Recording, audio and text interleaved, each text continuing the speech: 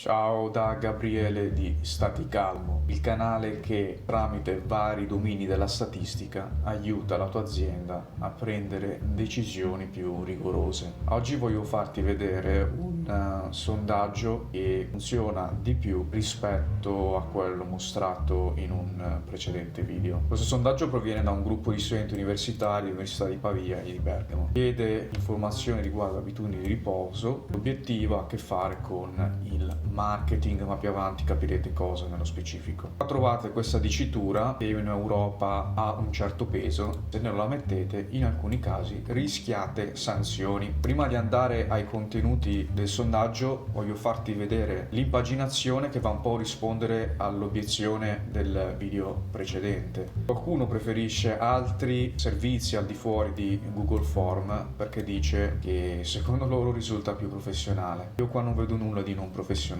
Abbiamo un tema personalizzato, abbiamo un'immagine, abbiamo un carattere diverso dall'Arial, mi sembra poco professionale. A me no. Andiamo avanti. Informazioni generali, indicare l'età, abbiamo vari intervalli. Io personalmente avrei fatto un'opzione come l'ultima per le età inferiori ai 18 anni. Il genere, questa cosa qui è molto occidentale, non ho nulla da dire. Professione, anche qui nulla da dire, abbiamo tutte le opzioni incluso l'altro. Regione di provenienza, abbiamo un bellissimo menu, cioè funzionale, non bellissimo, dove noi selezioniamo la nostra regione, attraverso quale mezzo di comunicazione entrare maggiormente in contatto con la pubblicità. Abbiamo scelte multiple che ci possono dare problemi in sede di analisi, ma questo fa parte di un'altra sede. Non è un problema del sondaggio, è un problema di analisi. Io qua dentro non ci vedo la necessità di inserire altro come qui perché essenzialmente copre tutte le possibilità. Quali colori collega ai concetti di riposo e benessere? Qui vedo un problema. Io non ricordo esattamente come si chiama questo tipo di problema in termini tecnici. Provo un po' a spiegartelo. Questa domanda chiede un accesso alle risorse del rispondente troppo ampio. Prima soluzione, come avevo già commentato in un video precedente, spezzare in due la domanda, anziché mettere e fare due domande distinte, una per riposo e una per benessere. Secondo problema, quali colori? Perché mettere una risposta a testo libero? Puoi fare una scelta multipla o una serie di opzioni in modo che dai meno spazio a opzioni che possono ridurre l'informatività della domanda. Per esempio, in letteratura si sa bene che maschi e femmine hanno una maniera molto diversa di percepire i colori. Per i maschi, adesso faccio il grezzo, per i maschi esistono 10 colori, per le donne ne esistono 350. Sapere questa cosa ti aiuta a inserire un numero di opzioni che va bene per entrambi i sessi. Domanda successiva: secondo lei quale immagine rappresenta meglio il concetto di riposo e benessere? Qui vedo essenzialmente lo stesso problema della domanda precedente, ossia richiede un accesso troppo ampio, meglio dividerle. E anche qui questo campo aperto, creare una specie di blocco, perché esistono due alternative. Una, non so se si può fare con Google Form, ossia vedi che qua dentro c'è scritto la tua risposta, puoi dargli già un esempio di input. Dare un esempio di input può influenzare i risultati, che non è una buona pratica, poi è da valutare in base al contesto. Seconda soluzione, che può non avere il problema precedente, inserire un'opzione a scelta multipla e aggiungere l'opzione altro. Soffri di disturbi del sonno, con disturbi del sonno includiamo anche disturbi. Ecco, vedi? Qua fa una cosa, spiega. Al posto di mettere la tua risposta qua dentro, poteva fare una specie di spiegazione della domanda come ha fatto in questo caso. Quindi questa è un'incongruenza, se vogliamo, che potevano tranquillamente risolvere gli studenti che hanno creato questo sondaggio. Non ho obiezioni per quanto riguarda le opzioni risposta. È soddisfatto del tempo libero che riesce a dedicare al proprio benessere e riposo. Anche qui mi sembra una cosa fatta a regola d'arte. Qua potrei fare soltanto un'osservazione. Inserire 4 opzioni, ossia un numero pari, è un trucco per far sbilanciare chi risponde. Se ne metti 5 e metti l'opzione neutrale, dà la possibilità di neutralità a chi risponde. Se ne metti 4, vuol dire che ti interessa avere uno sbilanciamento. Chi è che di solito preferisce avere uno sbilanciamento? Le aziende. Hai un ulteriore indizio sul qual è l'obiettivo del sondaggio. Può valutare da 1 a 10, dove 1 indica per nulla e 10 moltissimo, quanto è conoscenza dell'importanza di un buon riposo. Nota questa cosa, qui c'è l'opzione neutrale. Questa può essere una fonte di incongruenza rispetto alla domanda precedente. Poi dipende, alcuni preferiscono bilanciare alcune domande ed altre no, e altri invece preferiscono tenere una linea coerente. L'importanza del materasso. Questo si chiama capitolo in termini tecnici di Google Form. Serve a creare, come puoi vedere anche in basso, che abbiamo le pagine, quindi è una cosa impaginata bene. Qualcuno dice non mi sembra professionale. È consapevole che un materasso adatto alle sue esigenze potrebbe attenuare i disturbi del sonno e alcuni problemi medici? Anche qui un ulteriore indirizzo che fa capire a cosa serve questa ricerca di marketing. Vedi che anche qui, urbamente, non hanno inserito una risposta neutrale. Io avrei aggiunto un non so, però io non penso da marketer, penso da statistico. Poi vari professori universitari scherzano un po' su chi fa marketing dicendo che venderebbero la propria nonna per vendere di più. Ma questo è un altro discorso, un gossip da statistici. Come sai, ogni facoltà ha i suoi rivali naturali. Ingegneria hanno come rivale matematica, in realtà mezzo mondo, e anche gli statistici hanno vari rivali. Innanzitutto chi fa marketing. Nella parentesi, quale criterio è stato decisivo per scegliere il suo materasso? Questa domanda è troppo aperta per quanto mi riguarda e per quanto ne so. Soprattutto da una cosa per scontato, ma partiamo con ordine. Io non avrei messo una risposta libera, avrei messo un elenco a scelta multipla, con dentro comodità, materiale, tecnologia, ad esempio FOAM, a molle e così via, oppure motivi ortopedici, cose così.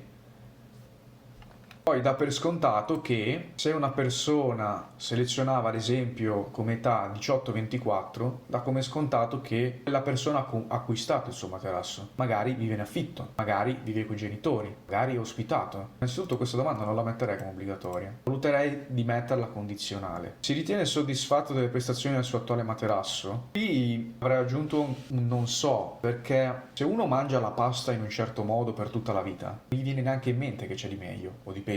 Avrei aggiunto anche una opzione che contempla questa possibilità, che è molto più diffusa di quanto si pensa, quello che non so io. Conosce il brand di materassi Made in Italy Rinaldi? Qua si capisce qual è lo scopo del sondaggio. È una ricerca di mercato a tutti gli effetti. Quando abbiamo domande che sbilanciano o verso il sì o verso il no, abbiamo più possibilità che si tratta di una ricerca di mercato. Sì, no, l'ho sentito nominare. Come vedi, nonostante si tratta di un sondaggio accademico, ha degli difetti. Non è la prima volta che vedo un sondaggio creato con il supporto di professori che hanno dei difetti. Se te la dico tutta, questo qua è il meno peggio che ho visto. Ho visto sondaggi provenienti da studenti alla facoltà di psicologia, quindi dovrebbero avere una formazione più elevata sul come fare i sondaggi rispetto a chi viene da marketing. Non so se è un pregiudizio o altro. E avevano problemi molto più grossi di questo sondaggio. Io ho sottolineato quello che funzionava e quello che non funzionava. Quello che non funziona secondo me è un 40%, su per giù. Poi in un caso come questo ho evidenziato un'osservazione più che un aspetto che identifico come una criticità. Ad esempio, per me questa è una criticità, così come questo. Quindi di per sé io non butterei via questo sondaggio, è sufficiente. Ma sapendo che viene da studenti e che dietro hanno professori, permettimi di dire che mi sento abbastanza deluso. Lo voglio sottolineare di nuovo. Se questa comunque la qualità proviene da un'università che è un ambiente controllato, perché appunto gli studenti hanno dietro dei professori, dei relatori, anche l'azienda in questo caso, immagina chi si avventura così senza nulla e crea sondaggi. Viene fuori appunto, come ho fatto vedere nell'altro video, una cosa che non è affatto sufficiente, che quindi ha una qualità, viene fuori dall'analisi, assolutamente scarsa. Voglio rigirare di nuovo il coltello nella piaga. Qui abbiamo un contesto universitario che comunque valuto sufficiente come risultato in termini di sondaggio. Ho visto un sondaggio universitario proveniente da psicologia, grazie a un gruppo su Facebook che ho frequentato, che mi sono messo le mani nei capelli. Anche lì abbiamo a che fare con un ambiente controllato rispetto all'imprenditore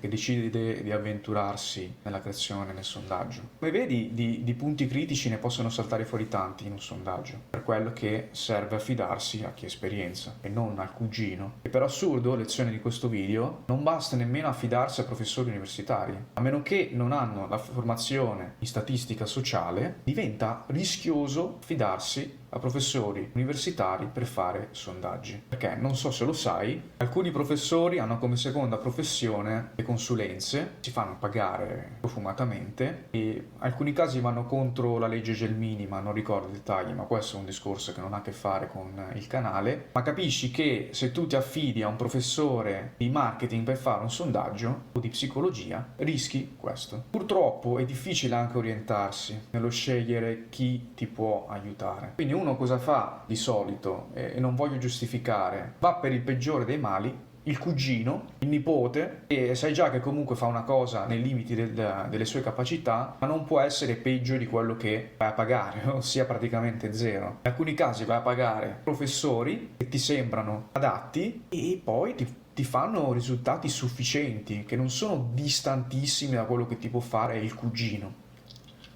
Quindi con oggi ho concluso per quanto riguarda quest'altro video sui sondaggi, e se anche tu hai bisogno di qualcuno che ti struttura un sondaggio, mi puoi contattare sui principali social come Facebook e Instagram e ci metteremo d'accordo. Vada bene, io ti posso aiutare più che altro sulla strutturazione, perché sulla somministrazione subentra un altro mondo. Cosa intendo dire? Ti do semplicemente delle parole chiave: stratificazione e campione casuale. E qui entrano in gioco le aziende che fanno ricerche di mercato. Io ti sto dicendo che anche qui il diavolo sta nei dettagli. Se non fai questa cosa della somministrazione rigorosa, succede che hai risultati non rappresentativi. Cosa significa? Che nella tua analisi magari vengono fuori significatività importanti, ad esempio fra maschio e femmina. Peccato che il tuo campione non è rappresentativo, perché tu sei nato a far rispondere una comunità composta, ad esempio, dall'80% da maschi. Ancora una volta, quando si cerca una persona per fare un lavoro, esistono varie criticità e l'obiettivo di questo video è fartene vedere alcune. Ho concluso, ti saluto.